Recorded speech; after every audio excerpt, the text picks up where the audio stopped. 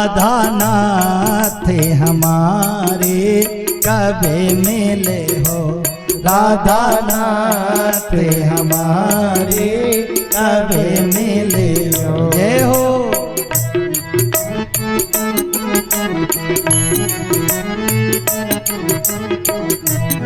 ओहो जैसे मिले ते हरि द्रौपदी सुता को, जैसे मिले ते हरि द्रौपदी सुता को, खेचत चीर दुशासन हारे री दुशासन हारे कभी मिले हो, ओ दीनानाथ हमारे कभी मिले हो, राधा नाथ हमारे कभी मिले हो। मीठी मीठी ताली से बाजे हो।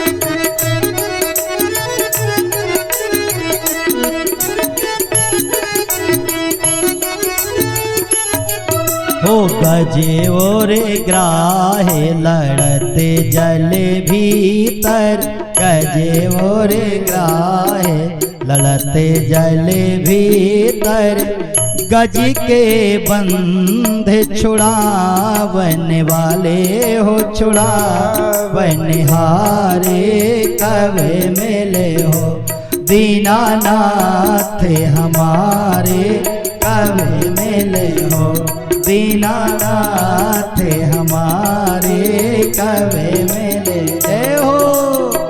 उठाइए हाथ मीठी मीठी ताली से हरि बोल।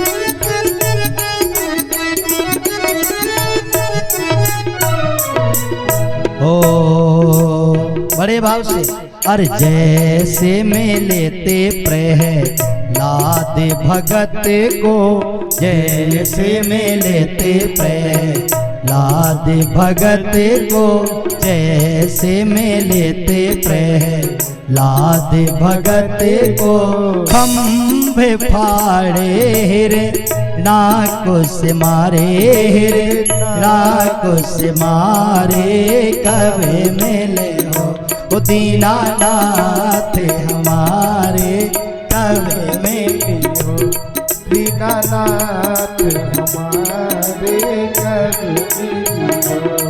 जय हो।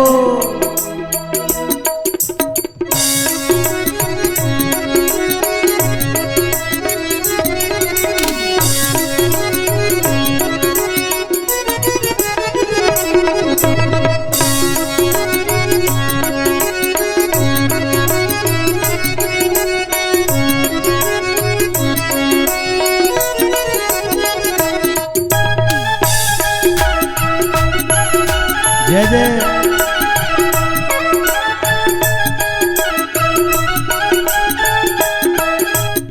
बोल बंसी वारे की जय हो। बोलो ये लाइन, दीनानाथ हमारे कभी मिले हो, दीनानाथ हमारे कब। सुखदेव स्वामी बोले कात्यायनी जी का मंत्र जाप कर रही हैं गोपियां, और ये गोपियां कौन है बड़े ध्यान से सुनना। गोपिया रसम पिबती यस्य नामना गोपी, जो गोविंद का गुणगान करती है। और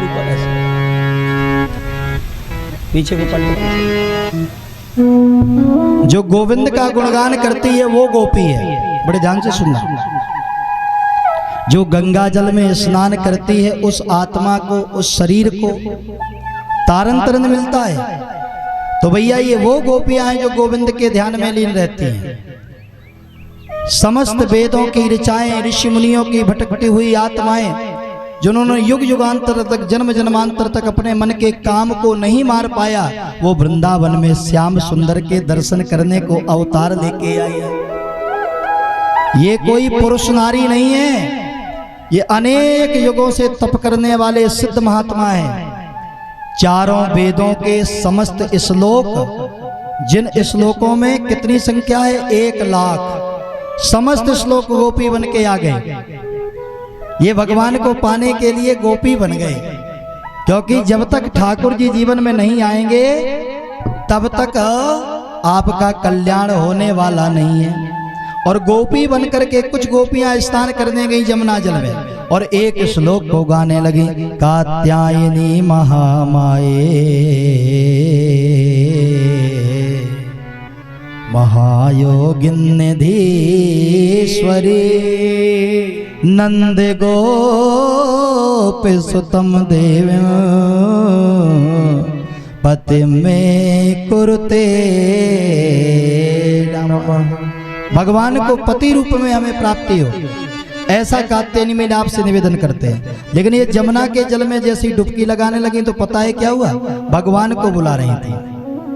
भगवान ने कहा ये अपराध कर रही हैं, जमुना में बिना वस्त्र के नहा रही हैं। कभी बिना वस्त्र के स्नान नहीं करना चाहिए, बिना वस्त्र के शयन नहीं करना चाहिए। बिना वस्त्र के शयन करने से लक्ष्मीहीन हो जाता है आदमी। बिना वस्त्रों के कभी कोई दान नहीं करना चाहिए, हमेशा शरीर पर वस्त्र धारण किए रहें। बोलो राधे राधे, और जोर से बोलना पड़ेगा।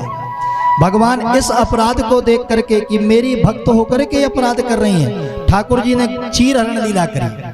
यहाँ पर आध्यात्मिक दृश्य देखें तो जब ठाकुर जी चीर हरण लीला करने के लिए पहुंचे तो कन्हैया की उम्र मात्र 6 वर्ष है। 6 साल के ठाकुर जी चीज चुराने गए हैं। भगवान ने जाकर के गोपियों के समस्त वस्त्रों को उठा करके कदम्ब की डाल पे रख दिया, और जब गोपियों ने कई बार डुबकी लगाई, स्नान किया, और जैसे ही वस्त्रों के लिए हाथ बढ़ाया तो वस्त्र वहां पर नहीं थे। गोपियां मन में सोचने लगी कहीं बंदर तो नहीं उठा ले गए। लेकिन मन में विचार आया, सुबह 3-4 बजे बंदर कहां से आए, ये तो जरूर किसी की जानी पहचानी करामात है। भैया एक गोपी बोली, खाए ऐसा तो नहीं है कि माखन चुराते चुराते अब चीर चुराने लगे। एक गोपी बड़े भाव से बोली, लाला मेरी बिने सुनियो